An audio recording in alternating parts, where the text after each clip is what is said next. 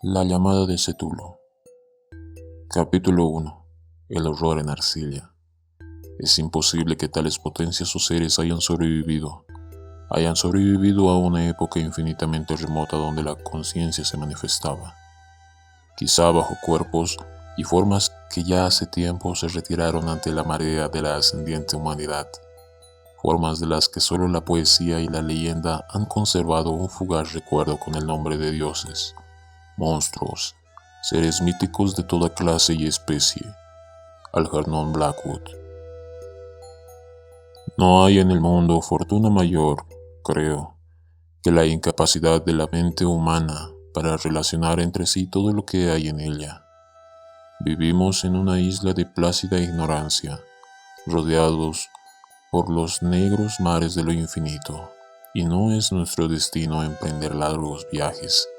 Las ciencias, que siguen sus caminos propios, no han causado mucho daño hasta ahora, pero algún día la unión de esos disociados conocimientos nos abrirá a la realidad y a la endeble posición que en ella ocupamos, perspectivas tan terribles que enloqueceremos ante la revelación, o huiremos de esa funesta luz, refugiándonos en la seguridad y la paz de una nueva edad de las tinieblas. Algunos teósofos han sospechado de la majestuosa grandeza del ciclo cósmico, del que nuestro mundo y nuestra raza no son más que fugaces incidentes. Han señalado extrañas supervivencias en términos que nos helarían la sangre si no estuviesen disfrazados por un blanco optimismo. Pero no son ellos los que me han dado la fugaz visión de esos dones prohibidos, que me estremecen cuando pienso en ellos, y me enloquecen cuando sueño con ellos. Esa visión, como toda temible visión de la verdad, surgió de una unión casual de elementos diversos, en este caso, el artículo de un viejo periódico y las notas de un profesor ya fallecido. Espero que ningún otro logre llevar a cabo esta unión. Yo, por cierto, sí vivo. No añadiré voluntariamente un solo eslabón a tan espantosa cadena. Creo, por otra parte, que el profesor había decidido también no revelar lo que sabía, y que si no hubiese muerto repentinamente, hubiera descubierto sus notas. Tuve por primera vez conocimiento de este asunto en el invierno de 1926 a 1927. A la muerte de mi tío abuelo, George Gamel Angel, profesor honorario de lenguas semíticas de la Universidad de Brown, Providence, Rhode Island. El profesor Angel era una autoridad bastante conocida en materia de antiguas inscripciones, y a él habían recurrido con frecuencia los conservadores de los más importantes museos. Muchos deben por lo tanto recordar su desaparición, acaecida a la edad de 92 años. Las oscuras razones de su muerte aumentaron aún más el interés local. El profesor había muerto mientras volvía del barco de Newport, y según afirman los testigos, luego de recibir el empellón de un marinero negro, este había surgido de uno de los curiosos y sombríos pasajes situados en la falda abrupta de la colina que une los muelles a la casa del muerto. En la calle Williams, los médicos, incapaces de descubrir algún desorden orgánico, concluyeron, luego de un perplejo cambio de opiniones, que la muerte debía atribuirse a una oscura lesión del corazón, determinada por el rápido ascenso de una cuesta excesivamente empinada para un hombre de tantos años. En este entonces no vi ningún motivo para discernir de este diagnóstico, pero hoy tengo mis dudas, y algo más que dudas. Como heredero y ejecutor de mi tío abuelo, viudo y sin hijos, era de esperar que yo examinara sus papeles con cierta atención. Trasladé con ese propósito todos sus archivos y cajas a mi casa de Boston.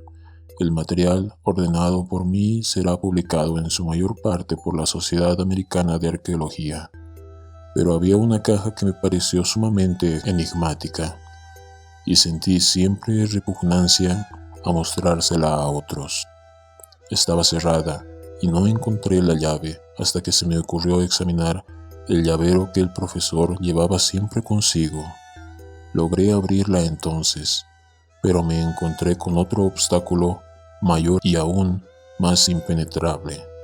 ¿Qué significado podían tener ese curioso bajorrelieve de arcilla y esas notas, fragmentos y recortes de viejos periódicos?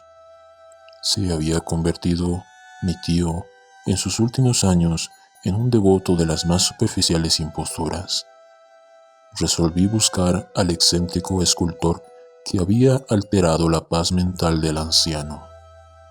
El bajorrelieve era un rectángulo tosco de 2 centímetros de espesor y de unos 30 o 40 centímetros cuadrados de superficie, indudablemente de origen moderno. Los dibujos, sin embargo, no eran nada modernos, ni por su atmósfera ni por su sugestión, pues, aunque las rarezas del cubismo y el futurismo sean numerosas y extravagantes, no suelen reproducir esa críptica regularidad de la escritura prehistórica, y la mayor parte de los dibujos parecía ser ciertamente alguna especie de escritura.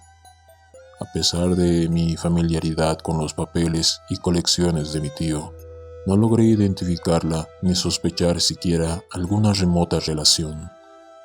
Sobre esos supuestos jeroglíficos había una figura de carácter evidentemente representativo. Aunque la ejecución impresionista impedía comprender su naturaleza, parecía una especie de monstruo o el símbolo de un monstruo, o una forma que solo una fantasía enfermiza hubiese podido concebir. Si digo que mi imaginación, algo extravagante, se presentó a la vez un pulpo, un dragón y la caricatura de un ser humano, no traicionaré el espíritu del dibujo. Sobre un cuerpo escamoso y grotesco, provisto de alas rudimentarias, se alzaba una cabeza pulposa y coronada de tentáculos, que era el contorno general y lo que la hacía más particularmente horrible. Detrás de la figura se embosaba una arquitectura ciclópea. Las notas que acompañaban a este curioso objeto, además de unos recortes de periódicos, habían sido escritas por el profesor mismo y no tenían pretensiones literarias.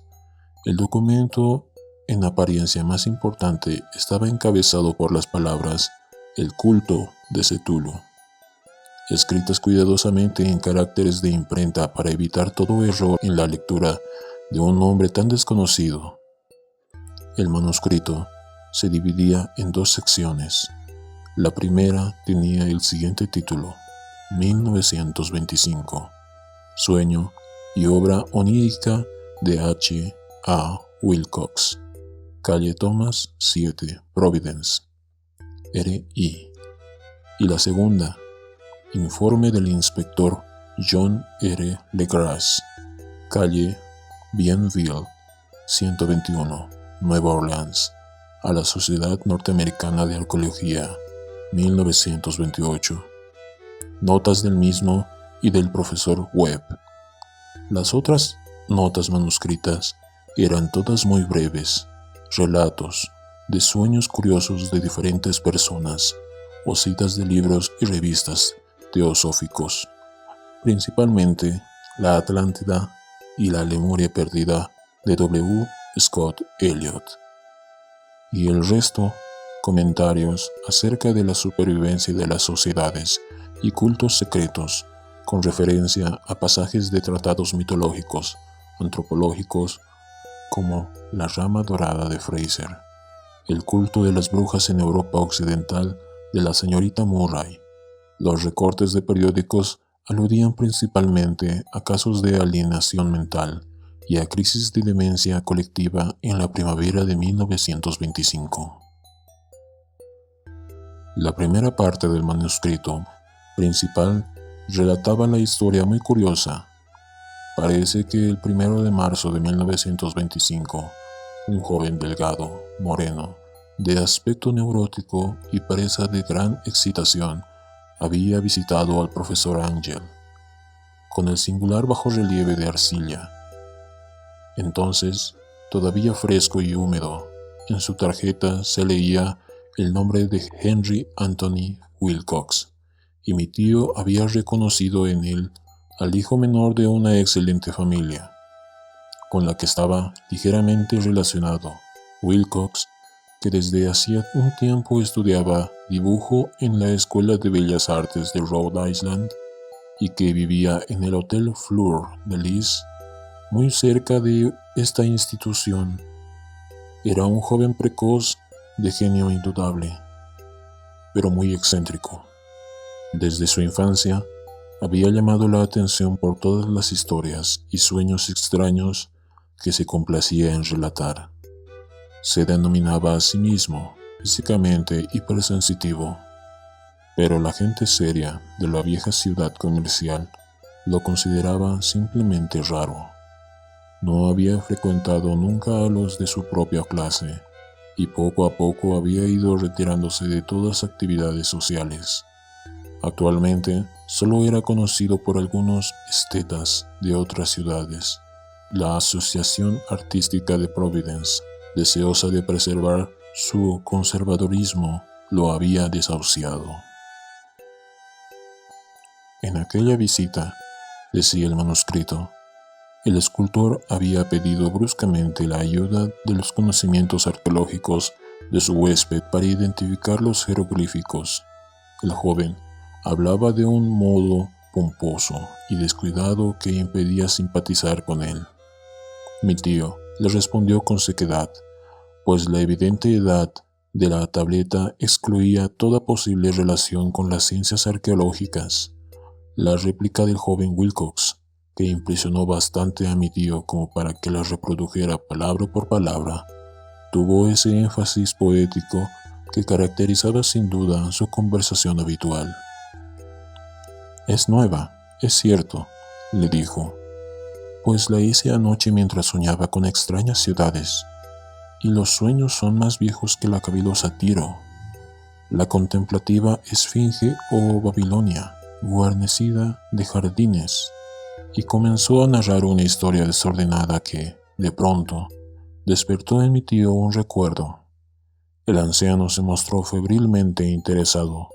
La noche anterior había habido un leve temblor de tierra, el más violento de los que habían sacudido Nueva Inglaterra en los últimos años, que había afectado terriblemente la imaginación de Wilcox. Ya en cama, y por primera vez en su vida, había visto en sueños unas ciudades ciclópeas de enormes bloques de piedra y gigantescos y siniestros monolitos, de un horror latente, que exudaban un limo verdoso. Muros y pilares estaban cubiertos de jeroglíficos y de profundidades de la tierra. De algún punto indeterminado, venía una voz que no era una voz, sino más bien una sensación confusa, que solo la fantasía podía traducir en esta unión de letras casi imposibles. Cthulhu, Vntag. Esta mezcla de letras fue la clave del recuerdo que excitó y perturbó al profesor Angel. Interrogó al escultor con minuciosidad científica y estudió con intensidad casi frenética el bajorrelieve que el joven había estado esculpiendo en sueños. Vestido solo con su ropa de dormir y temblando de frío, mi tío culpó a su avanzada edad, dijo Wilcox más tarde, el no reconocer con rapidez los jeroglíficos y el dibujo. Muchas de sus preguntas le parecieron un poco fuera de lugar a su visitante, especialmente aquellas que trataban de relacionar a este último con sociedades y cultos extraños, y Wilcox no pudo entender por qué mi tío le prometió repetidamente guardar silencio y si admitía ser miembro de una de las tan innumerables sectas paganas o místicas. Cuando el profesor quedó al fin convencido de que Wilcox ignoraba, de verdad, toda doctrina o cultos secretos, le suplicó que no dejara de informarle acerca de sus sueños. Este pedido dio sus frutos, pues a partir de esa primera entrevista, el manuscrito menciona las visitas diarias del joven y la descripción de sorprendentes visiones nocturnas cuyo tema principal era siempre unas construcciones ciclópeas de piedra, húmedas y oscuras, y una voz o inteligencia subterránea que gritaba una y otra vez en enigmáticos y sensibles impactos, algo indescriptible. Los dos sonidos que se repetían con más frecuencia eran los representados por las palabras Cthulhu y Ere-Lie. El 23 de marzo, continuaba el manuscrito, Wilcox faltó a la cita. Una investigación realizada en el hotel reveló que había sido atacado por una fiebre de origen desconocido y que lo habían llevado a la casa de sus padres, en la calle Waterman. Se había puesto a gritar en medio de la noche, despertando a varios artistas que vivían en el mismo hotel, y desde entonces había pasado alternativamente de la inconsciencia al delirio. Mi tío telefoneó enseguida a la familia, y desde ese momento siguió de cerca el caso, yendo a menudo a la oficina del Dr. Toby, en Thayer Street, médico de cabecera del joven. La mente febril de Wilcox alimentaba aparentemente extrañas imágenes. El doctor se estremeció al recordarlas. No solo incluían una repetición de los sueños anteriores, sino también una criatura gigantesca de varios kilómetros de altura, que caminaba o se movía pesadamente. Wilcox nunca lo describía en todos sus detalles, pero las pocas e incoherentes palabras que recordaba el Dr. Toby convencieron al profesor de que aquel era el monstruo que el joven había intentado representar.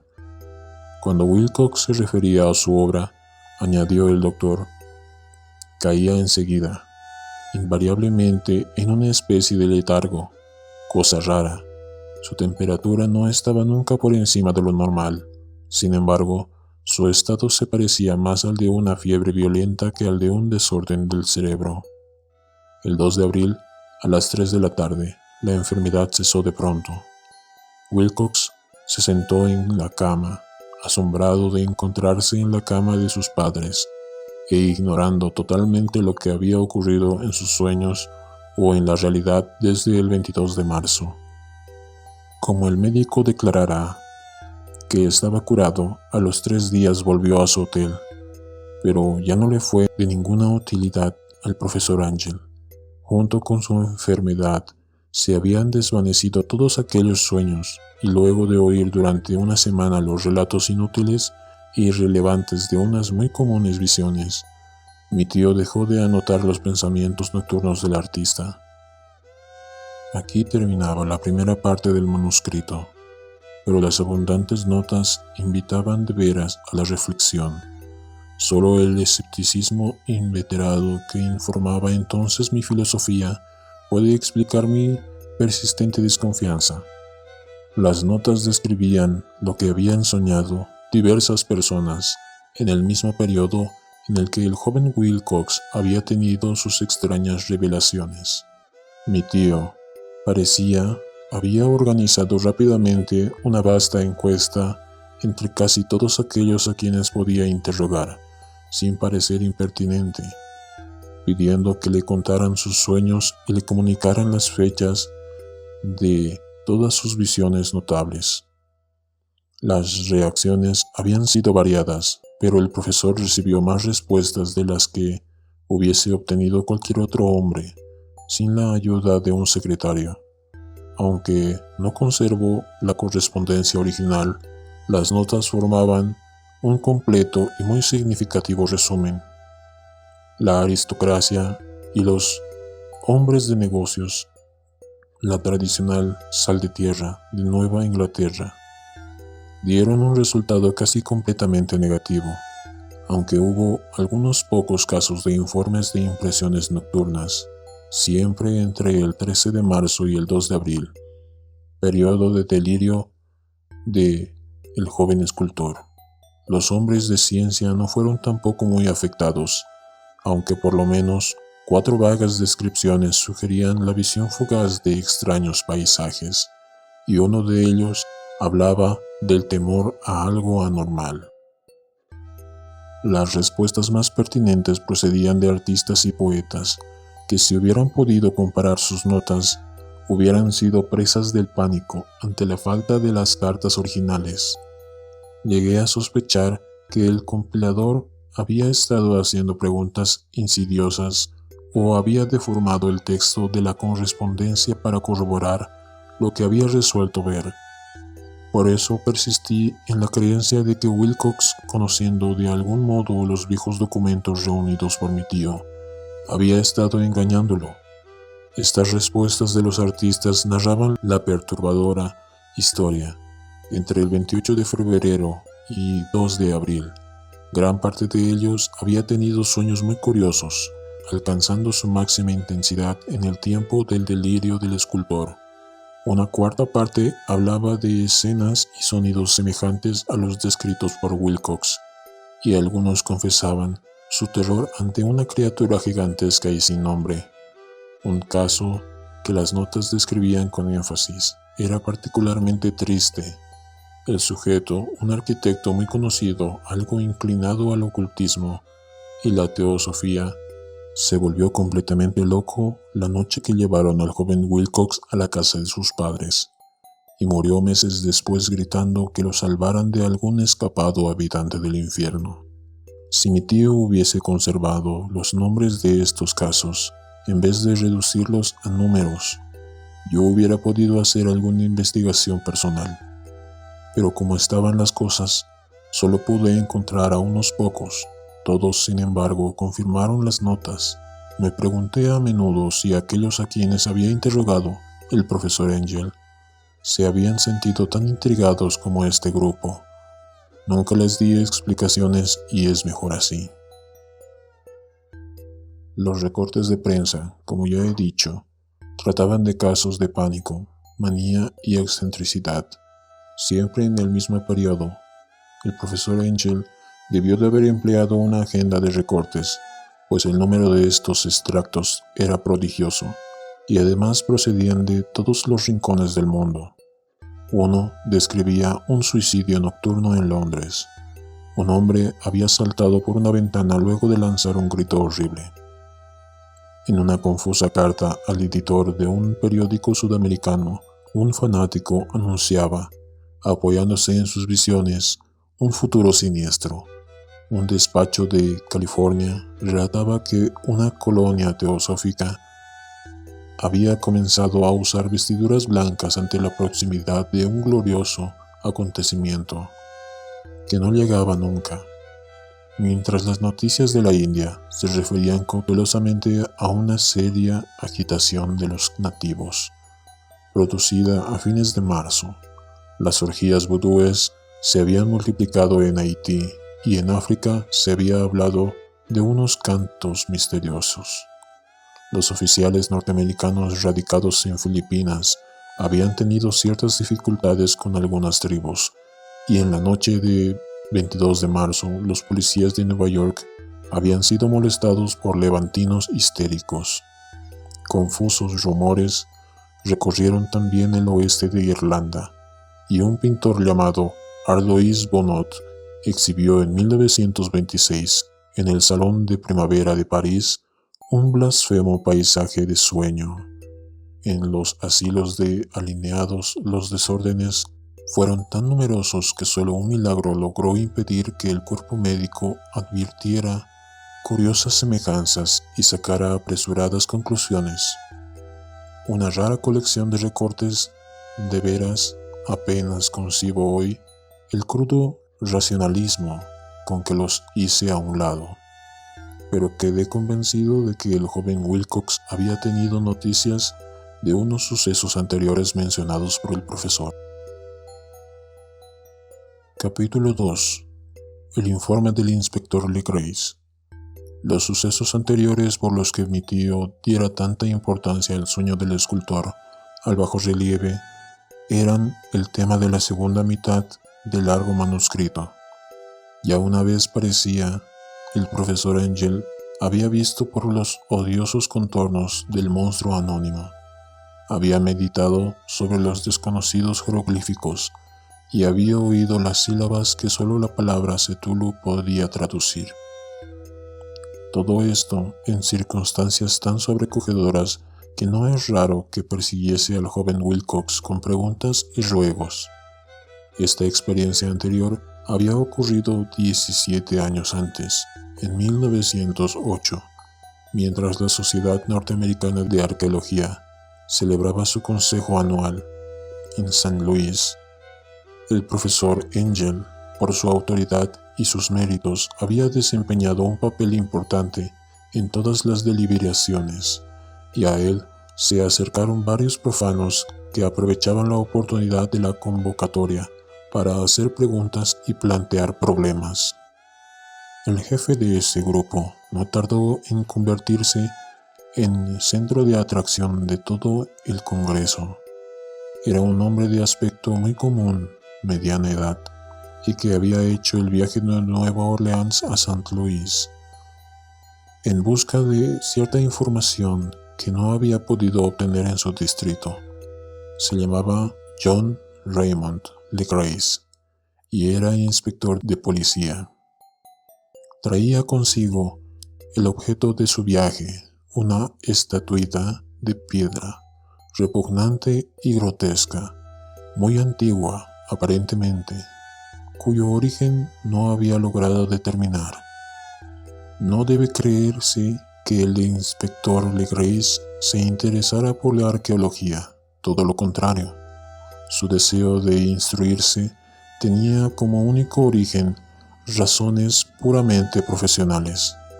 La estatuita, ídolo o fetiche o lo que fuese, había sido capturada meses antes en los pantanos boscosos del sur de Nueva Orleans, en el curso de una expedición contra una presunta ceremonia vudú. Tan singulares y odiosos eran los ritos que la policía comprendió que se hallaba ante un culto totalmente ignorado e infinitamente más diabólico que los del vudú. Los confusos e increíbles relatos arrancados por la fuerza a los prisioneros, nada información sobre su posible origen. De ahí el deseo de la policía de consultar a alguna autoridad para identificar así el horrible símbolo y seguir las huellas del culto hasta sus fuentes. El inspector Legrace no había esperado que su pedido convocara una impresión semejante. La aparición de la curiosa estatuita bastó para excitar a los hombres de ciencia, y pronto todos rodearon al inspector para contemplar de cerca la diminuta figura, cuya rareza y aspecto de genuina y abismal antigüedad abrían perspectivas tan misteriosas y arcaicas. Nadie reconoció la escuela escultórica de la que había nacido la estatua. Y sin embargo, centenares y hasta miles de años parecían haberse posado en la oscura y verdosa superficie de aquella piedra desconocida. La figura que los miembros del Congreso pasaron de mano en mano para estudiarla con más minuciosidad medía de unos 20 a 25 centímetros de altura y estaba finamente labrada.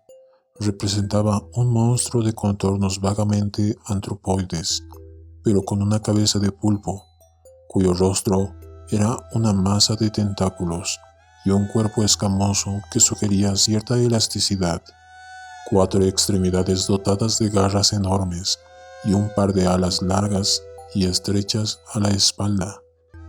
Esta criatura, que exhalaba una malignidad antinatural, parecía ser de una pesada corpulencia y estaba sentada en un pedestal o bloque rectangular. Cubierto de indescriptibles caracteres, las puntas de las alas rozaban el borde posterior del bloque.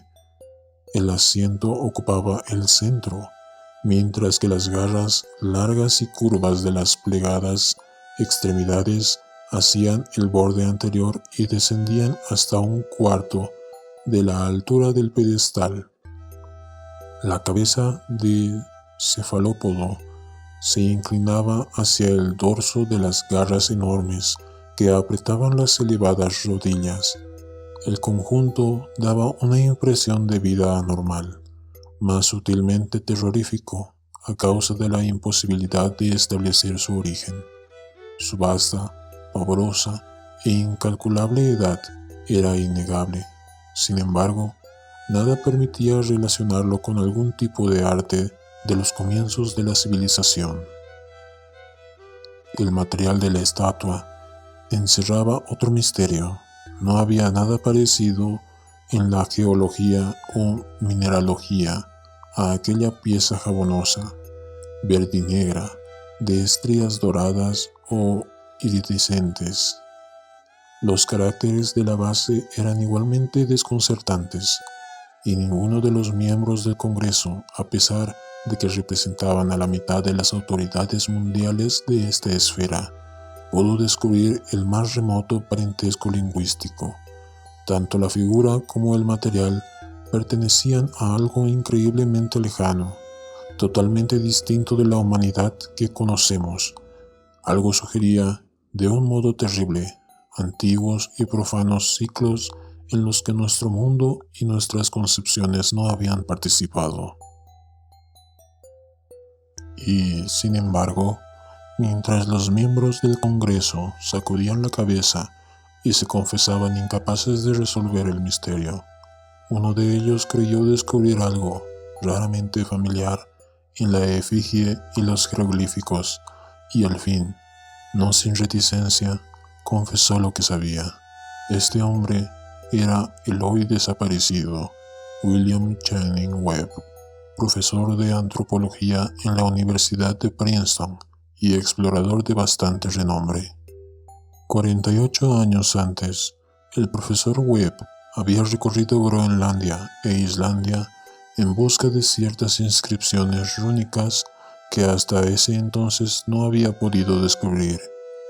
En la costa occidental de Groenlandia se había encontrado con una tribu degenerada de esquimales, cuya religión, un culto demoníaco curioso, lo había impresionado sobremanera por su faz deliberadamente sanguinaria y repulsiva.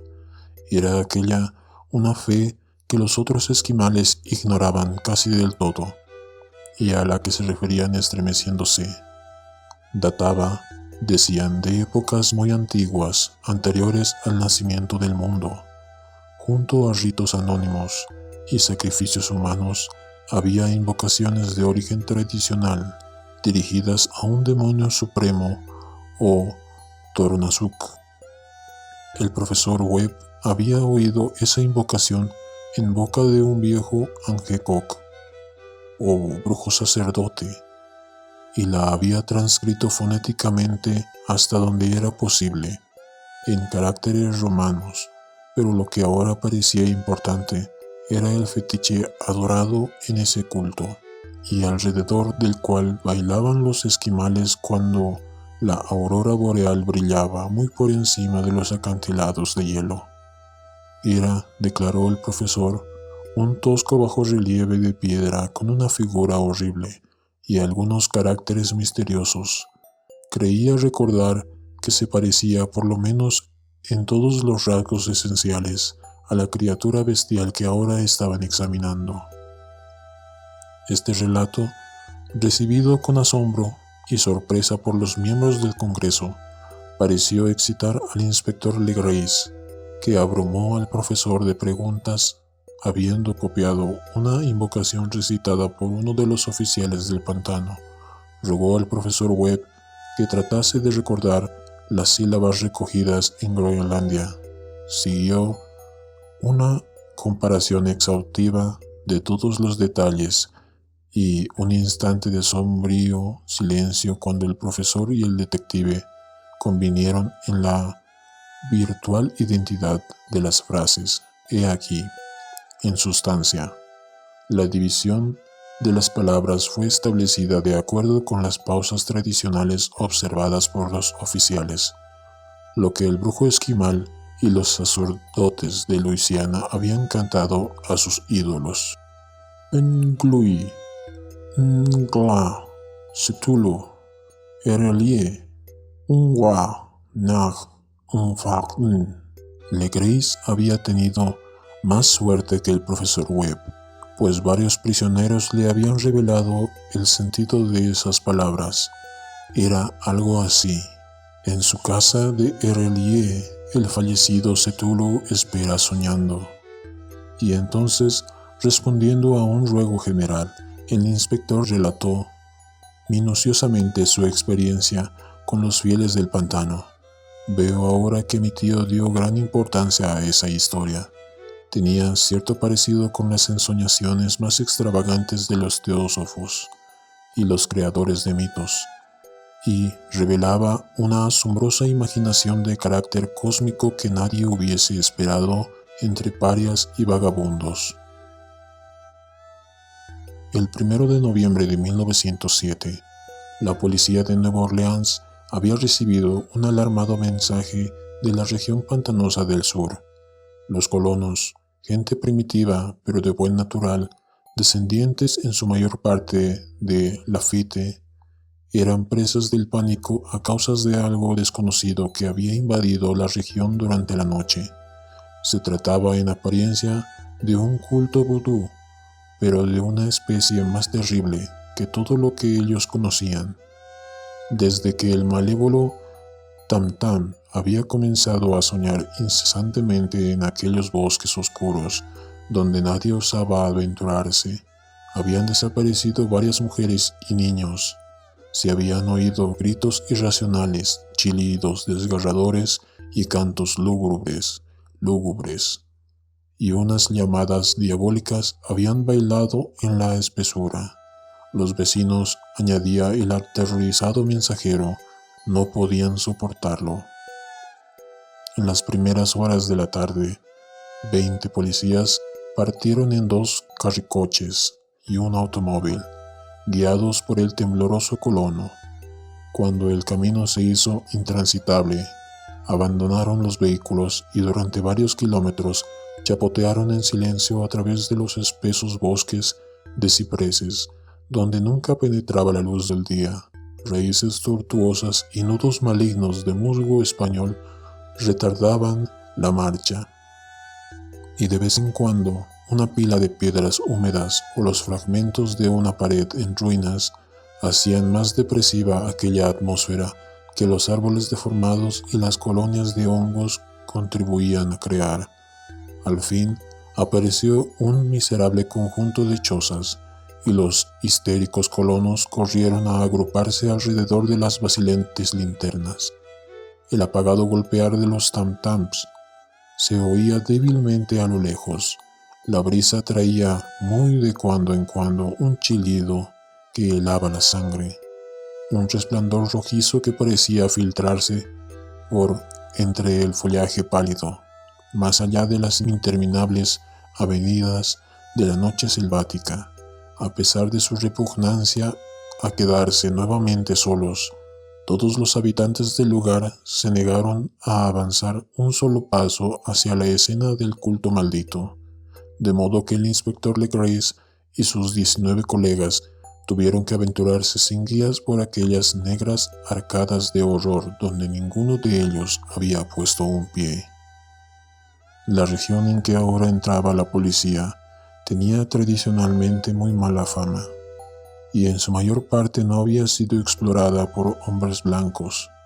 Algunas leyendas se referían a un lago secreto en que vivía una colosal e informe criatura, algo parecida a un pólipo, y de ojos fosforescentes, y, según los colonos, unos demonios de alas de murciélago salían a medianoche de sus cavernas para adorar al monstruo.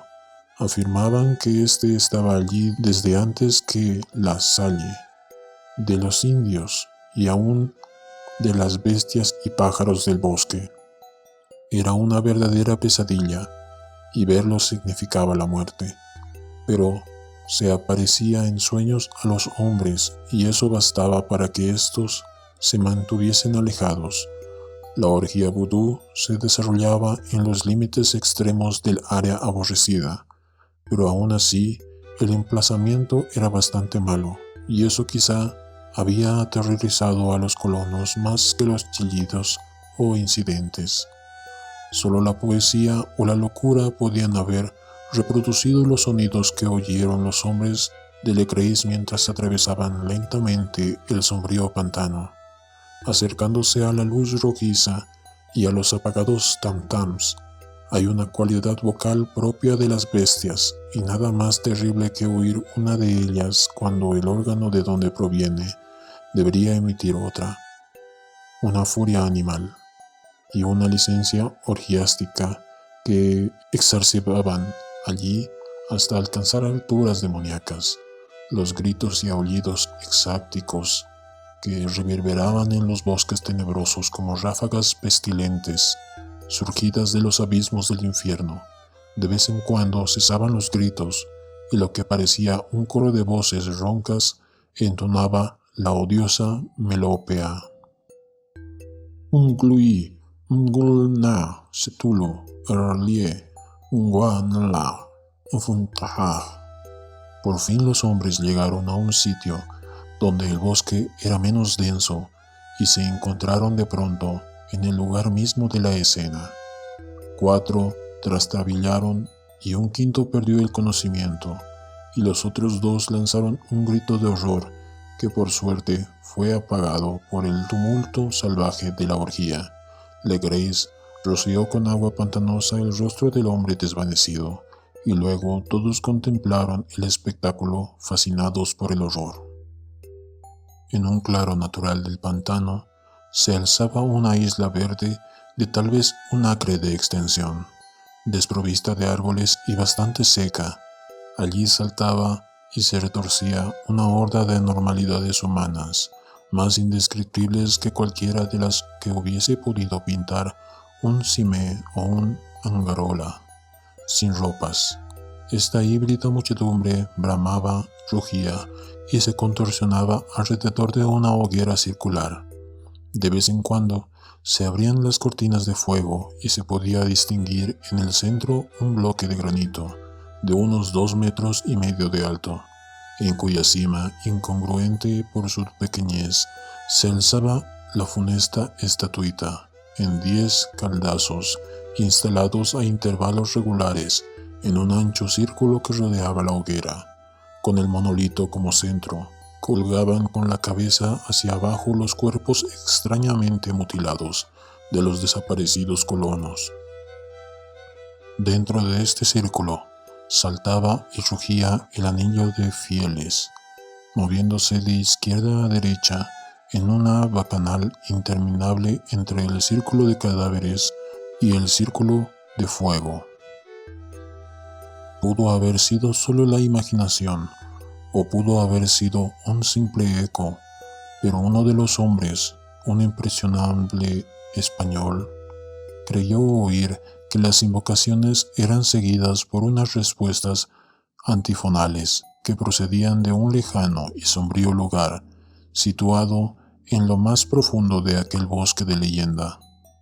Este hombre, Joseph de Galvez, a quien más tarde encontré e interrogué, era desbordantemente imaginativo.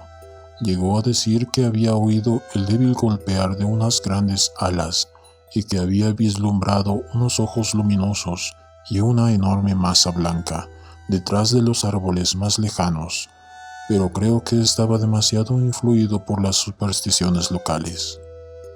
La inactividad de los hombres paralizados fue comparativamente de poca duración. El deber venció pronto todas las dudas, y aunque los celebrantes debían de llegar al centenar, la policía, confiada en sus armas de fuego, irrumpió en medio de la horda. Durante 5 minutos el caos y el tumulto fueron indescriptibles.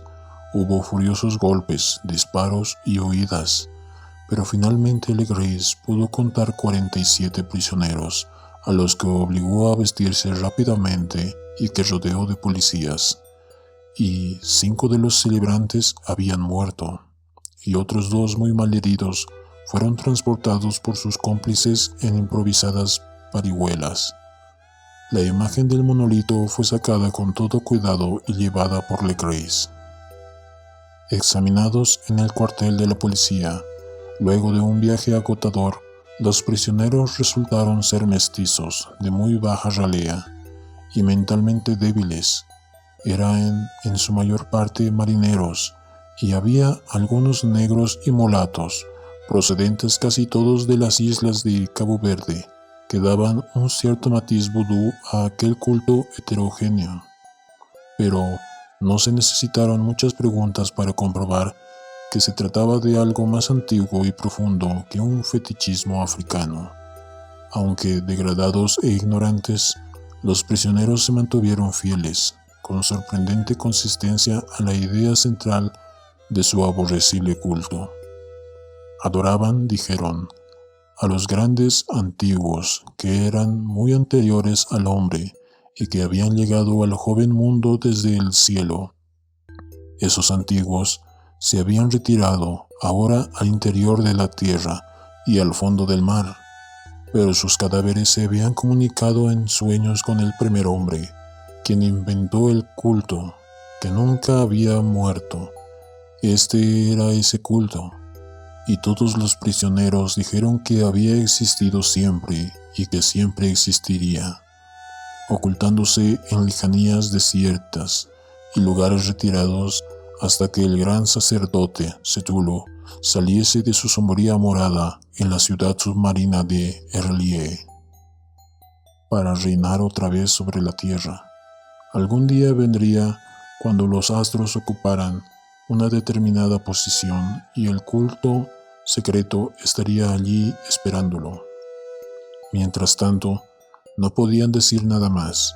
Se trataba de un secreto que ni la tortura podría arrancarles.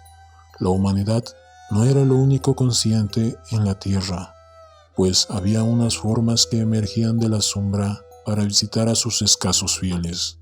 Pero estas no eran los grandes antiguos. Ningún ser humano había visto a los antiguos. El ídolo de piedra representaba al gran Cthulhu, pero nadie podía decir si los otros eran o no como él. Nadie era capaz de descifrar ahora la antigua escritura. Muchas cosas se transmitían oralmente. La invocación ritual no era el secreto. Este no se comunicaba nunca en voz alta. El canto significaba: en su casa de Riley, el fallecido Cthulhu espera soñando. Solo 2 de los prisioneros fueron juzgados, bastante cuerdos, y se les ahorcó. El resto fue enviado a diversas instituciones. Todos negaron haber participado en los crímenes rituales y afirmaron que los culpables de aquellas muertes eran los Alas Negras, que habían venido hasta ellos desde su refugio inmemorial, en el bosque encantado. Pero nada coherente se pudo saber de aquellos aliados misteriosos. Lo que la policía logró obtener salió en su mayor parte de un viejísimo mestizo llamado Castro, quien pretendía haber tocado puertos distantes y hablado con los jefes inmortales del culto en las montañas de China. El viejo Castro recordaba fragmentos de odiosas leyendas que empequeñecían las especulaciones de los teósofos y hacían de nuestro mundo algo reciente y fugaz. En ciclos muy lejanos, otros seres habían gobernado la tierra, habían vivido en grandes ciudades y sus vestigios podían encontrarse aún, le habían dicho a Castro los inmortales de China. En unas piedras ciclópeas de algunas islas del Pacífico habían muerto muchísimo antes de la aparición del hombre, pero había artes que podrían revivirlos cuando los astros volvieran a ocupar su justa posición en los cielos de la eternidad. Estos seres indudablemente procedían de las estrellas y habían traído sus imágenes con ellos. Estos grandes antiguos, continuó Castro, no eran de carne y hueso, tenían forma. ¿No lo probaba acaso esta imagen estelar? Pero esa forma no era material. Cuando las estrellas eran propicias iban de mundo en mundo a través del cielo, pero cuando eran desfavorables no podían vivir. Pero aunque ya no viviesen, no habían muerto en realidad. Yacían todos en casas de piedra en la gran ciudad de Erlie, preservada por los sortilegios del gran Cthulhu, para el gran día que las estrellas y la tierra pudiesen recibir su gloriosa resurrección. Pero en esa época, alguna fuerza exterior debía ayudar a la liberación de sus cuerpos. Los conjuros que impedían que se descompusieran impedían también que se moviesen, y los antiguos tenían que contentarse con yacer y pensar en la oscuridad, mientras transcurrían millones de años. Conocían todo lo que ocurría en el mundo, pues su lenguaje consistía en la transmisión del pensamiento. En ese mismo instante hablaban en sus tumbas, cuando, luego de un caos infinito, aparecieron los primeros hombres. Los grandes antiguos hablaron a los más sensibles, moldeándoles sus sueños. Aquellos primeros hombres, murmuró Castro, establecieron el culto con que se adoraba a los ídolos de los grandes antiguos, ídolos traídos de estrellas oscuras en una época infinitamente lejana. Ese culto no moriría hasta que las estrellas volvieran a ser favorables. Los sacerdotes sacarían entonces al gran Cthulhu de su tumba para que reviviese a sus vasallos y volviera a asumir su reinado en la tierra. Ese tiempo sería fácil de conocer, pues entonces la humanidad se parecería a los grandes antiguos, salvaje y libre, más allá del bien y del mal, sin moral y sin ley, y todos los hombres gritarían y matarían y gozarían alegremente. Los antiguos liberados enseñarían nuevos modos de gritar y matar y gozar, y el mundo entero ardería en un holocausto de libertad y éxtasis. Mientras tanto, el culto, con apropiados ritos, debía conservar el recuerdo de aquellos días antiguos y presagiar su retorno. En los primeros tiempos, algunos hombres escogidos habían hablado en sueños con aquellos seres, pero luego algo había pasado. La gran ciudad de piedra de Erlie, con sus monolitos y sepulcros, se había hundido bajo las olas y las aguas de los abismos, con ese misterio primigenio en que nadie había pensado ni siquiera en penetrar. Había interrumpido esas citas espectrales, pero los recuerdos no morían, y los altos sacerdotes afirmaban que, cuando los astros fuesen favorables, la ciudad volvería a la superficie. Entonces, los viejos espíritus de la tierra, mohosos y sombríos, saldrían de sus subterráneos y propagarían los rumores recogidos allá, en olvidados fondos del océano, pero de ellos el viejo Castro no se atrevía a hablar. Se interrumpió de pronto, y ni la persuasión ni las sutilezas pudieron arrancarle otras informaciones. Tampoco quiso mencionar curiosamente el tamaño de los antiguos.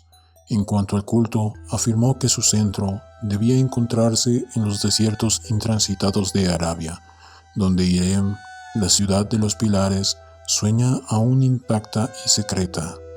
No tenía relación alguna con la brujería europea y solo era conocido por sus miembros. Ningún libro aludía a él, aunque los chinos inmortales decían que en el Necronomicon del árabe loco Abdul al-Harred había un sentido oculto que el iniciado podía interpretar de muy diversas maneras, especialmente en el tan discutido dístico. No está muerto quien puede yacer eternamente, y en épocas extrañas hasta la muerte puede morir. Legreis, profundamente impresionado y no poco intrigado, había buscado sin éxito las filiaciones históricas del culto. Castro aparentemente había dicho la verdad al afirmar que era un secreto. Las autoridades de la Universidad Tulane no pudieron arrojar luz alguna sobre el culto o la imagen, y ahora recurría a las mayores autoridades que se encontraba nada menos que con el episodio de Groenlandia del profesor Webb. El ferviente interés que despertó el relato de Legrace, corroborado por la presencia de la estatuita, tuvo algún eco en las cartas que intercambiaron luego los miembros del consejo, pero apenas hay alguna mención en el informe oficial. La prudencia es preocupación primordial de aquellos que se enfrentan a menudo a charlatanería y la impostura. Legrace prestó durante un tiempo la estatua al profesor Webb, pero a la muerte de este último le fue devuelta, y está desde entonces en su casa. Allí la he visto no hace mucho tiempo. Es de veras algo estremecedor e indiscutiblemente parecida a la escultura labrada en sueños por el joven Wilcox. No me asombró que mi tío se hubiese excitado con el relato del joven. ¿Qué pudo pensar al saber que, ya enterado de la información recogida por Legrace, que un joven sensible no solo había soñado la figura y los jeroglíficos de las imágenes del pantano y de Groenlandia, sino que también había oído en sueños 3 de las palabras de la fórmula repetida por los maestros de Luisiana y los diabólicos esquimales? Era natural que el profesor Angel hubiese iniciado instantáneamente una minuciosa investigación, aunque yo en mi fuero interno sospechaba que el joven Wilcox había oído hablar del culto y había inventado una serie de sueños para acrecentar el misterio ante los ojos de mi tío.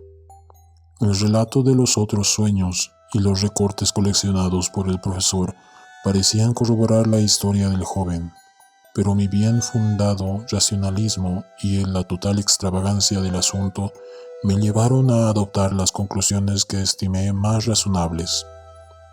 De modo que, luego de estudiar otra vez el manuscrito y comparar las notas teosóficas y antropológicas con la descripción del culto que había hecho Legrace, viajé a Providence para ver al escultor e increparle el haberse burlado de tal modo de un sabio anciano. Wilcox vivía aún, solo, en Fleur de Lis de la calle Thomas, desagradable imitación victoriana de la arquitectura bretona del siglo XVII. La fachada del estuco del hotel lucía ostentosamente entre las encantadoras casas coloniales, y la sombra del más hermoso campanario gregoriano que pudiera verse en Norteamérica. Encontré a Wilcox en sus habitaciones, sumido en su labor, y comprendí enseguida por qué las piezas que lo rodeaban, que su genio era profundo y auténtico.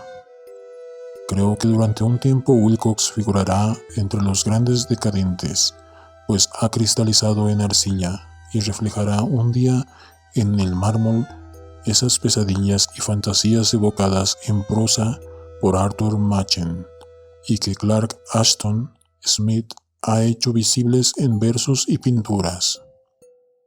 Moreno, frágil y de aspecto un poco descuidado, Wilcox se volvió lánguidamente y sin dejar su silla, me preguntó qué deseaba. Cuando le dije quién era, manifestó cierto interés, pues mi tío había excitado su curiosidad al examinar sus raros sueños. Aunque sin expresar las razones de ese examen, sin sacarlo de su ignorancia, traté prudentemente de hacerlo hablar. Poco tiempo me bastó para convencerme de que era absolutamente sincero. Hablaba de sus sueños de un modo inequívoco. Esos sueños y su residuo subconsciente habían influido profundamente en su arte, y me mostró una estatua mórbida cuyo moldeado me estremeció, casi por la fuerza de su oscura sugestión. No recordaba haber visto el original, excepto en el bajorrelieve creado durante un sueño, pero los contornos se habían formado insensiblemente bajo sus manos. Era sin duda la forma gigantesca de la que había hablado en su delirio. Comprobé muy pronto que no sabía nada del culto, salvo lo que el constante interrogatorio de mi tío había dejado escapar, y traté otra vez de concebir de qué modo podía haber recibido esas impresiones sobrenaturales. Hablaba de sus sueños de un modo extrañamente poético, haciéndome ver con terrible claridad la ciudad ciclópea de piedra verde y musgosa, cuya geometría, añadió curiosamente, era totalmente errónea, y oí otra vez, con un temor expectante, el subterráneo llamado mental: Cthulhu, Fnag, Cthulhu, Fnag. Esas palabras figuraban en la temible invocación que evocaba el sueño. Vigilia de Cthulhu en su bóveda de piedra de Erelie. Y a pesar de mis racionales ideas, me sentí profundamente perturbado. Wilcox era indudable. Había oído hablar casualmente del culto, y lo había olvidado enseguida en la masa de las lecturas y concepciones igualmente fantásticas. Más tarde, en virtud de su impresionable carácter, el culto había encontrado un modo de expresión subconsciente en los sueños. El bajorrelieve de arcilla y la estatua que yo estaba ahora contemplando, de modo que la superchería había sido involuntaria. El joven tenía unos modales un poco afectados y un poco vulgares, que me desagradaban de veras, pero yo ya estaba dispuesto a admitir tanto su genio como su honestidad. Me despedí amablemente y le deseé todo el éxito que su talento prometía. El asunto del culto continuó fascinándome, y a veces imaginaba poder adquirir un gran renombre investigando su origen y relaciones. Visité Nueva Orleans, hablé con Legris y otros de los que habían participado en aquella vieja expedición. Examiné la estatuita y hasta interrogué a los prisioneros que todavía vivían. El viejo Castro, por desgracia, había muerto hacía varios años. Lo que escuché entonces de viva voz, aunque no fue más que una confirmación detallada de los escritos de mi tío, acrecentó mi interés y tuve la seguridad de estar sobre la pista de una religión muy antigua y secreta, cuyo descubrimiento me convertiría en un antropólogo famoso.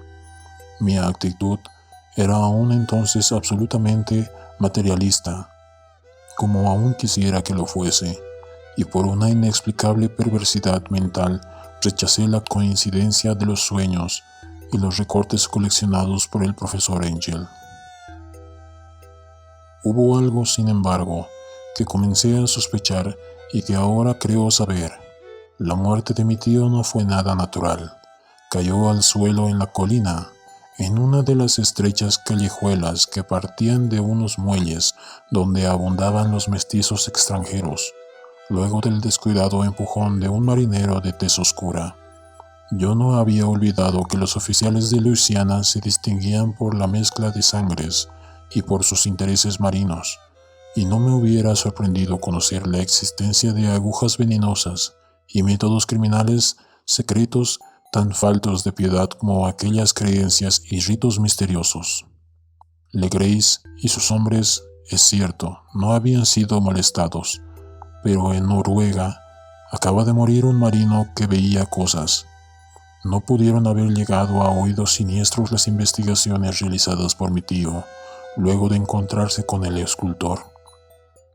Creo hoy que el profesor Angel murió porque sabía o quería saber demasiado. Es posible que me espere un fin semejante, pues yo también he aprendido mucho. Capítulo 3. La locura del mar. Si el cielo decidiese algún día acordarme un insigne favor, borraría totalmente de mi memoria el descubrimiento que hice. Por simple casualidad, al echar una ojeada a una hoja de periódico que recubría un estante. Era un viejo número del Boletín de Sydney del 18 de abril de 1925, con el cual no hubiese podido dar en mi vida cotidiana. Había pasado inadvertido hasta para la agencia de recortes que había estado coleccionando ávidamente durante esa época materiales para mi tío. Había yo casi abandonado mis investigaciones cerca de lo que el profesor llamaba el culto de Cthulhu, y me encontraba de visita en casa de un doctor amigo de Paterson, Nueva Jersey, conservador del museo local y mineralogista de renombre, examinando un día los ejemplares de reserva amontonados en desorden en los estantes de una de las salas del fondo del museo. Mi mirada se detuvo en la rara ilustración de uno de los periódicos extendido bajo las piedras. Era el boletín de Sydney que he mencionado. Mi amigo tenía corresponsales en todos los países extranjeros imaginables. La imagen era una fotografía en sepia de una odiosa estatuita de piedra casi igual a la que Legrace había encontrado en el pantano. Despojé vivamente a la hoja de su precioso contenido. Leí el artículo con cuidado y lamenté su brevedad. Lo que sugería, sin embargo, era de suma importancia para mi ya vacilante búsqueda. Arranqué cuidadosamente la noticia con el propósito de ponerme enseguida en acción. He aquí el contenido. Misterioso barco a la deriva rescatado en alta mar. El Vigilant arribó remolcado a un yate neozelandés armado. Un muerto y un sobreviviente a bordo relatan combates furiosos y muertes en alta mar. Marinero rescatado se niega a dar detalles de la misteriosa experiencia. Ídolo extraño hallado en su poder. Se iniciará una investigación. El carguero Vigilant de la compañía Morrison, procedente de Valparaíso, arribó esta mañana a su puesto de amarre en la bahía de Darling, remolcando al yate Alert de Dunedin, número 2, con serias averías, pero dotado aún de un poderoso armamento. El yate fue avistado el 12 de abril a los 34 grados 21 minutos de latitud sur y a los 152 grados 17 minutos longitud este, con un muerto y un sobreviviente a bordo. El Vigilant dejó Valparaíso el 25 de marzo y el 2 de abril fue alejado considerablemente de su curso, en dirección sur, por excepcionales tormentas y enormes olas. El 12 de abril avistó el buque a la deriva. En apariencia había sido abandonado, pero luego descubrió que llevaba un sobreviviente en estado de delirio y un hombre muerto por lo menos desde hacía una semana. El sobreviviente apretaba entre sus manos una piedra horrible de origen desconocido, de unos 30 centímetros de alto, cuyo origen los profesores de la Universidad de Sydney, la Sociedad Real y el Museo de la Calle College no pudieron determinar, y que el hombre afirmaba haber descubierto en la cabina del yate, en un altarcito rudimentario. Este hombre, ya recobrado, relató una historia de piratería y violencia sumamente extraña. Se trata de un noruego llamado Gustav Johansen, de cierta cultura, segundo oficial en la goleta Emma de Auckland, que partió para el Callao el 20 de febrero con una tripulación de 20 hombres. El Emma, dijo, fue retrasado y alejado considerablemente de su ruta por la tormenta del 1 de marzo y el 22 del mismo mes a los 49 grados 51 minutos de latitud sur y a los 128 grados 54 minutos de longitud este. Encontró a Alert conducido por una tripulación de canacos y mestizos de aspecto patibulario. El capitán Collins no obedeció la orden de virar y la tripulación del yate abrigó fuego sin aviso, con una batería de cañones de bronce particularmente pesada.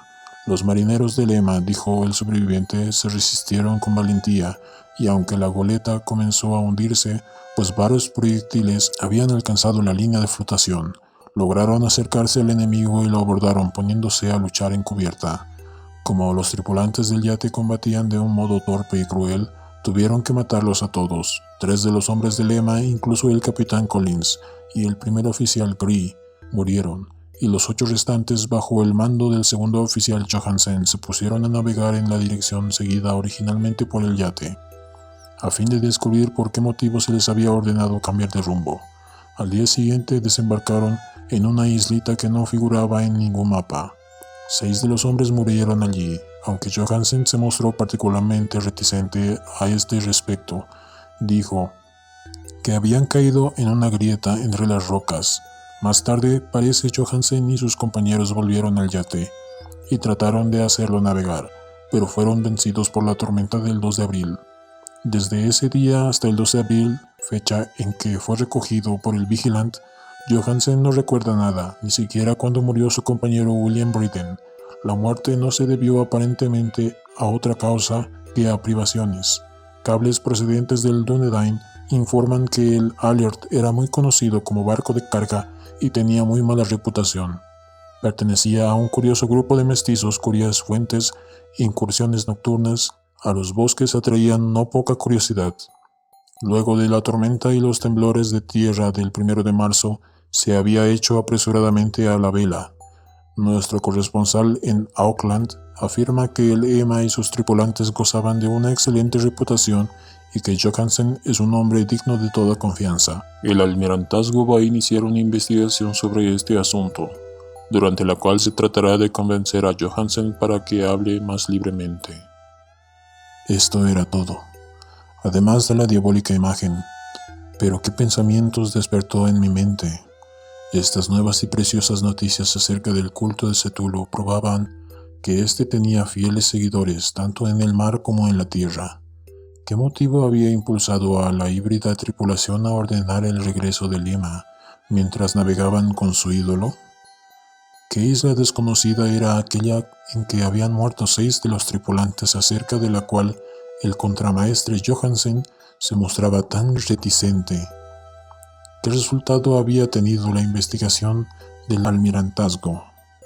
¿Y qué se sabía del odioso culto de Dúnedain? Y lo más extraordinario, qué profunda y natural relación de hechos era esta que daba una significación maligna e innegable a los sucesos tan cuidadosamente anotados por mi tío. El 1 de marzo del 28 de febrero, de acuerdo con el uso horario internacional, se habían producido una tormenta y un terremoto. El Alert y su mal encarada tripulación habían dejado rápidamente Dúnedain, como obedeciendo un imperioso llamado, y en el otro extremo de la tierra, poetas y artistas habían comenzado a soñar con una ciclópea ciudad submarina, mientras un joven escultor moldeaba en sueños la forma del terrible Cthulhu. El 23 de marzo, la tripulación de Lima desembarcaba en una isla desconocida, perdiendo allí 6 hombres. Y en esa misma fecha, los sueños de algunas personas alcanzaron su mayor intensidad y se oscurecieron con el terror de un monstruo maligno y gigantesco. Mientras un arquitecto se volvía loco y un escultor caía presa del delirio. ¿Y qué pensar de esa tormenta del 2 de abril, fecha en que cesaron todos los sueños de la ciudad sumergida, y Wilcox salió indemne de aquella fiebre extraña? ¿Qué pensar igualmente de aquellas alusiones del viejo Castro a los antiguos venidos de las estrellas, y a su reino próximo, y a su culto, y a su gobierno de los sueños? Estaba balanceándome en el borde de un abismo de horrores cósmicos, insoportables para un ser humano. En todo caso, no afectaron sino a la mente, pues el 2 de abril puso término de algún modo a la monstruosa amenaza que había sitiado el alma de los hombres.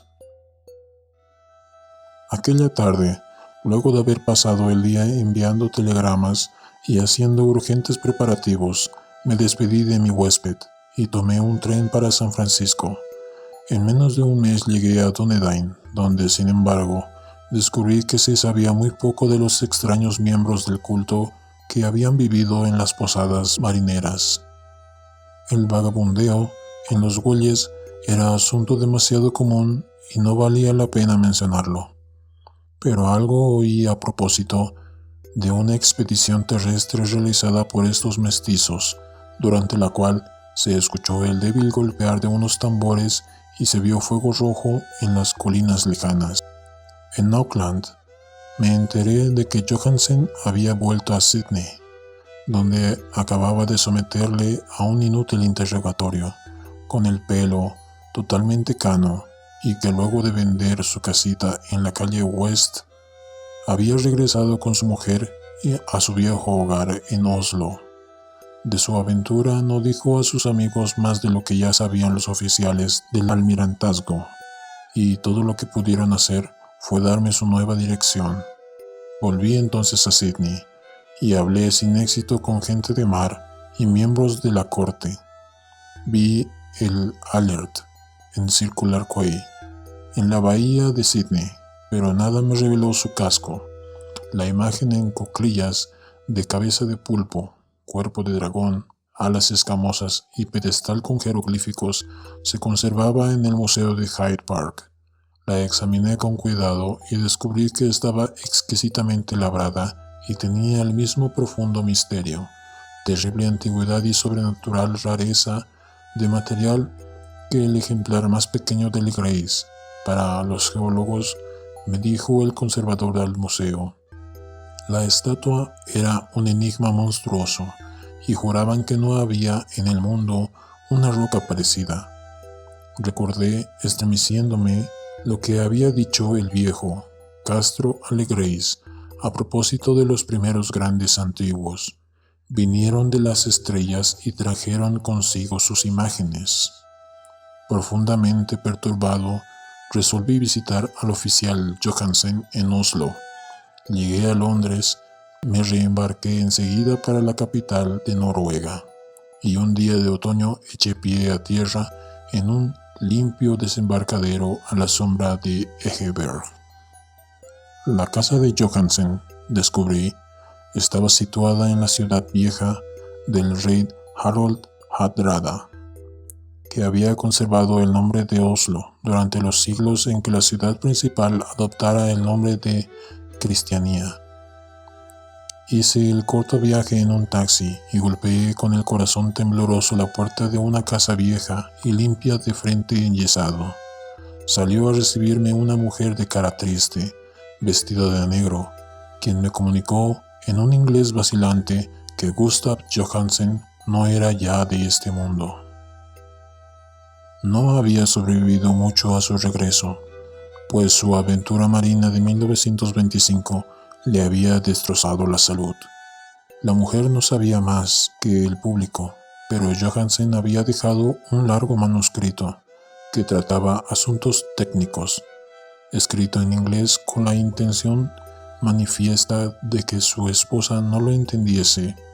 Mientras paseaba por una callejuela cerca del muelle de Gothenburg, un atado de viejos periódicos salido de la ventana de un altillo lo golpeó y lo hizo caer. 2 marineros indios lo ayudaron enseguida a levantarse, pero el hombre murió antes de que llegase a la ambulancia. Los médicos, incapaces de precisar la causa del deceso, lo habían atribuido a un malestar del corazón y a un debilitamiento general. Sentí entonces que un oscuro terror que no me abandonaría hasta que en mí también me fuese acordado el eterno reposo. Accidentalmente, o por otro motivo, me traspasaba los huesos.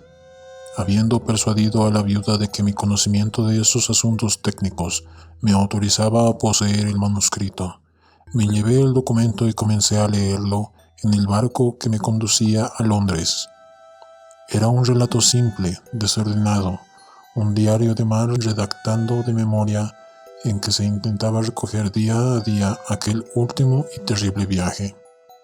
No lo transcribiré literalmente a causa de sus oscuridades y redundancias, pero mi resumen bastará para explicar por qué el rumor de las aguas contra los costados del buque se me hizo tan intolerable que tuve que taponearme los oídos. Johansen, gracias a Dios, no lo sabía todo, aunque vio la ciudad y el monstruo, pero yo ya no podré dormir en paz mientras recuerde el horror que espera emboscado del otro lado de la vida, en el tiempo y el espacio, y aquellas malditas criaturas que vinieron de los astros más antiguos y que sueñan en las profundidades del mar, conocidas y favorecidas por un culto de pesadilla, decidido a lanzarlas sobre nuestro planeta cada vez que algún terremoto vuelva a elevar la monstruosa ciudad de piedra al aire y a la luz del sol. El viaje de Johansen había comenzado tal como lo declara él mismo ante el almirantazgo. El Emma había dejado Auckland en lastre el 20 de febrero y sintió todo el impacto de esa tempestad consecutiva al terremoto que arrancó a los abismos marinos el horror que pobló los sueños de los hombres.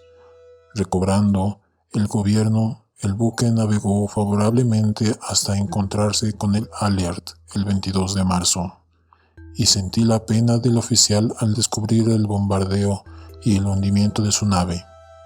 De los mestizos del yate, Johansen hablaba con un horror realmente significativo.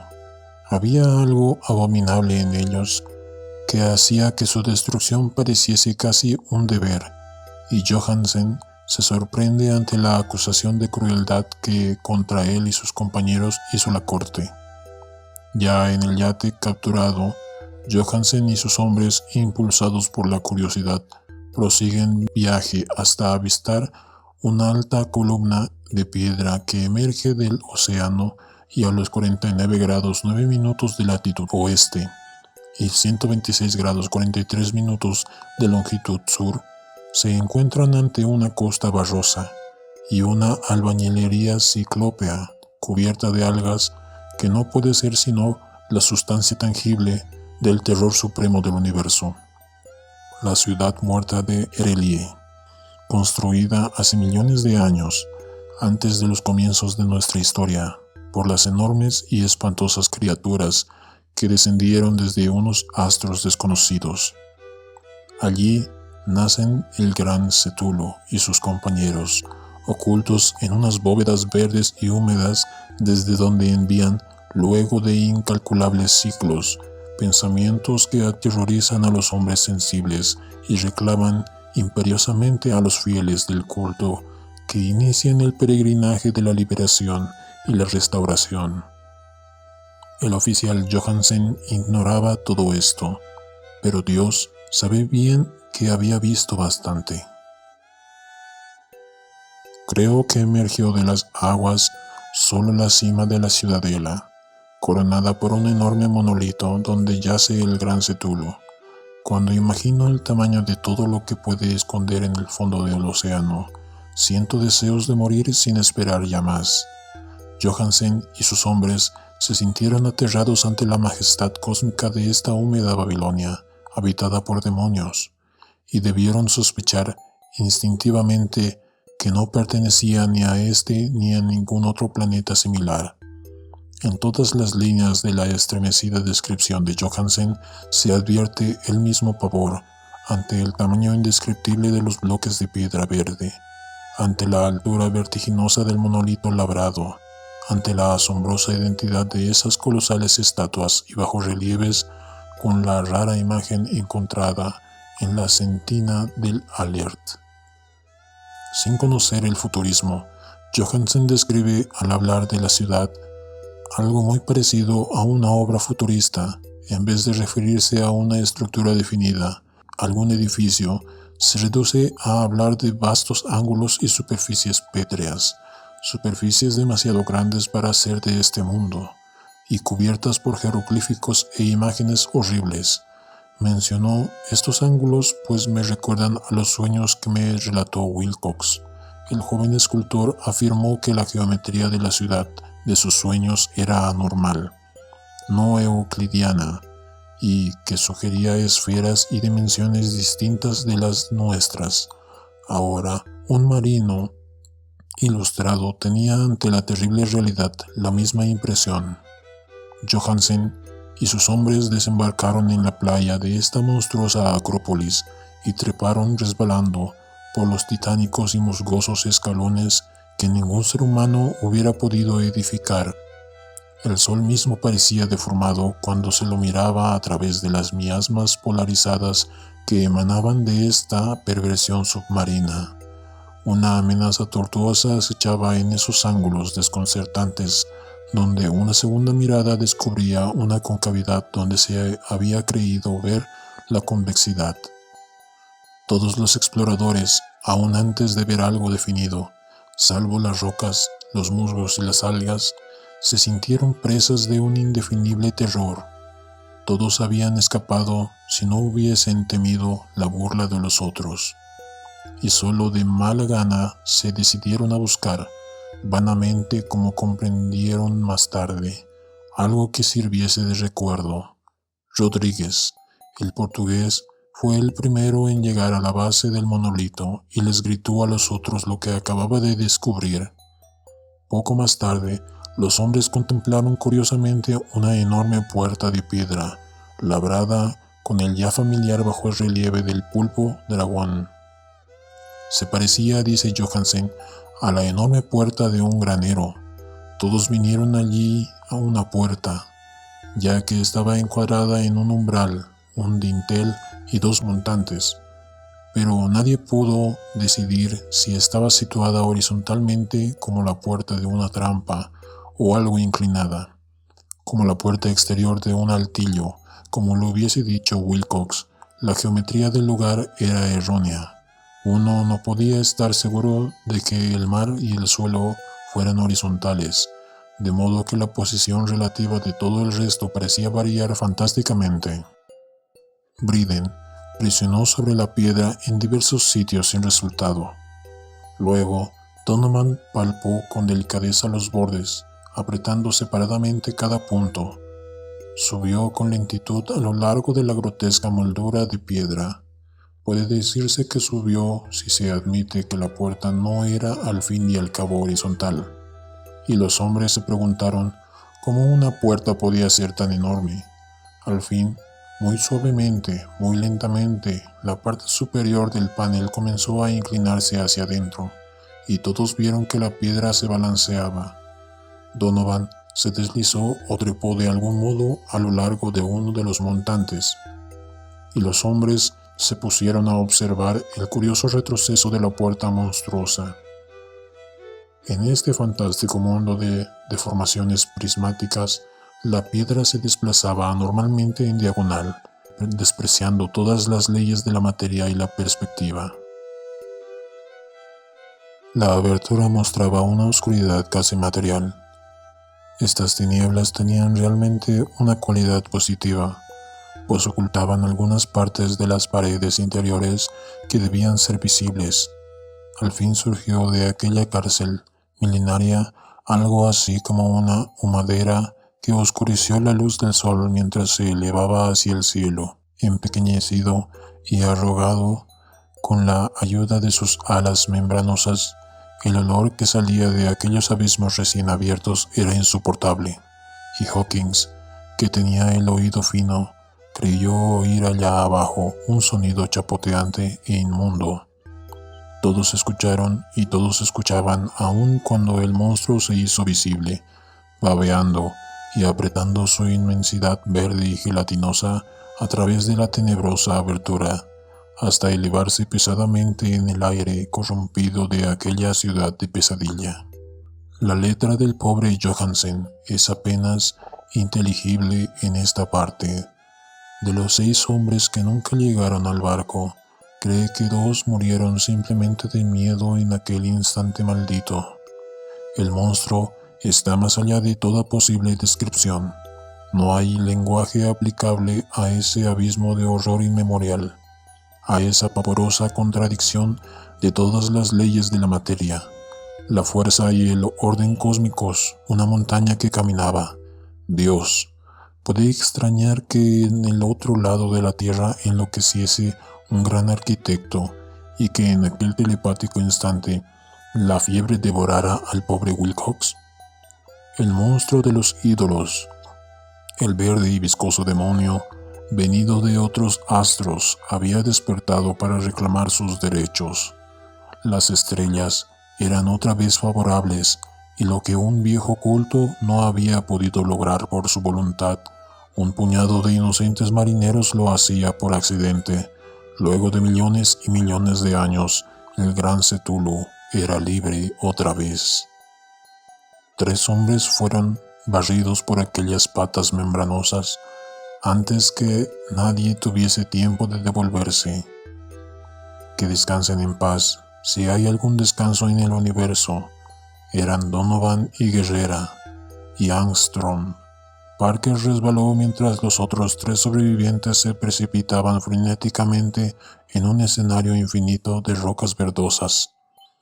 Johansen jura que fue absorbido hacia arriba por un ángulo que no debía estar allí, un ángulo agudo que se había comportado como si fuese obtuso, de modo que solo Briden y Johansen llegaron al bote, y se dirigieron desesperadamente hasta el Alert, mientras la montañosa monstruosidad descendía por los escalones de piedra resbaladiza y se detenía titubeando a orillas del agua.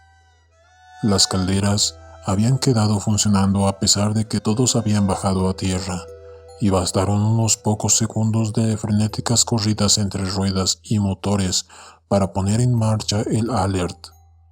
Lentamente, entre los horrores distorsionados de esa escena indescriptible, la hélice comenzó a golpear las aguas. Mientras tanto, en la costa mortal, sobre aquellas construcciones que no eran de este mundo, el monstruo gigantesco venido de las estrellas emitía unos gritos inarticulados, como Polifemo al maldecir el veloz navío de Ulises. Enseguida, con más audacia que los cíclopes de la leyenda, el gran Cthulhu penetró en las aguas e inició la persecución con golpes que levantaron enormes olas. Briden volvió la vista y enloqueció. Desde entonces, rió a intervalos hasta que la muerte lo alcanzó en su cabina mientras Johansen vagaba delirando de un lado para otro. Pero Johansen no había abandonado la partida. Comprendiendo que el monstruo alcanzaría seguramente el Alert antes de que la presión llegase al máximo, resolvió intentar algo desesperado y, acelerando los motores, subió rápidamente a la cubierta e hizo girar el timón. En la superficie de las aguas hubo un remolino espumoso, y mientras crecía la presión del vapor, el valiente noruego dirigió el navío contra aquella montaña gelatinosa que se alzaba sobre las sucias espumas, como la popa de un galeón demoníaco. La horrible cabeza del pulpo, envuelta en tentáculos, llegaba casi hasta la punta del bauprés, pero Johansen no retrocedió. Hubo un estallido como el de un globo que se desinfla, un líquido inmundo como el que surge de un hendido pez luna, una hediondez que el cronista no se atrevió a describir. Durante un instante, una nube verde, acre y enceguecedora envolvió al buque, y un hervor maligno quedó en la popa, donde, Dios del cielo, la esparcida plasticidad de aquella entidad celeste estaba recombinándose y recobrando su forma primitiva, mientras el Alert se alejaba más y ganaba velocidad. Eso fue todo. Desde ese momento Johansen se contentó con meditar sombríamente sobre el ídolo de la cabina y preparar unas pocas comidas para él y su enloquecido compañero, que reía a carcajadas. No trató de dirigir el navío. Después de aquel incidente quedaba un gran vacío en su alma. Luego sobrevino la tormenta del 2 de abril, que terminó de nublar su conciencia. Recordaba confusamente infinitos abismos, líquidos de espectrales paredes giratorias, vertiginosos desplazamientos por muchos huidizos en la cola de un cometa, y saltos convulsivos de las profundidades del mar, hasta la luna y luego otra vez hasta el mar. Todo envuelto en el coro de carcajadas de las antiguas divinidades y de los verdes demonios del tártaro, de las alas de murciélago. Luego de esas pesadillas vino el rescate, el Vigilant, el tribunal del almirantazgo, las calles de Dunedain y el largo viaje de retorno a la casa natal, junto a Legeberg. Nada podía contar, pasaría por loco, lo describiría todo antes de morir, pero su mujer no debería sospechar nada. La muerte sería para él beneficiosa solo si borraba los recuerdos. Tal era el documento que leí. Lo he guardado en la caja de lata junto con el bajorrelieve de arcilla y los papeles del profesor Ángel. Incluiré este relato, esta prueba de mi propia cordura, donde se ha unido lo que espero que nunca volverá a unirse. He contemplado todo lo que en el universo puede haber de horroroso, y aún los cielos de primavera y las flores de verano me parecerán desde ahora impregnados de veneno, pero no creo que viva mucho. Como desaparecieron mi tío y el pobre Johansen, así desapareceré yo. Desconozco demasiado y el culto todavía existe. Cthulhu existe también, supongo, en ese refugio de piedra que le sirve de abrigo desde que el sol era joven. Su ciudad maldita se ha hundido otra vez, pues el Vigilant navegó por aquel lugar después de la tormenta de abril, pero sus ministros en la tierra bailan aún, y cantan, y matan en lugares aislados, alrededor de monolitos de piedra coronados de imágenes.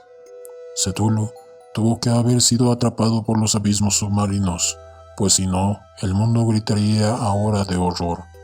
¿Quién conoce el fin? Lo que ha surgido ahora puede hundirse, y lo que se ha hundido puede surgir. La abominación espera y ensueña en las profundidades del mar, y sobre las vacilantes ciudades de los hombres flota la destrucción. Llegará el día, pero no debo ni puedo pensarlo. Ruego que si no he sobrevivido a este manuscrito, mis ejecutores testamentarios cuiden de que la prudencia sea mayor que la audacia e impidan que caiga bajo otros ojos. Las sombras se disipan, por ahora, pero en cada página, en cada línea, el misterio aguarda. Que nuevos horrores nos revelará la próxima lectura. Nos vemos en el siguiente viaje a lo desconocido. Esto fue La llamada de Cthulhu, de H.P. Lovecraft.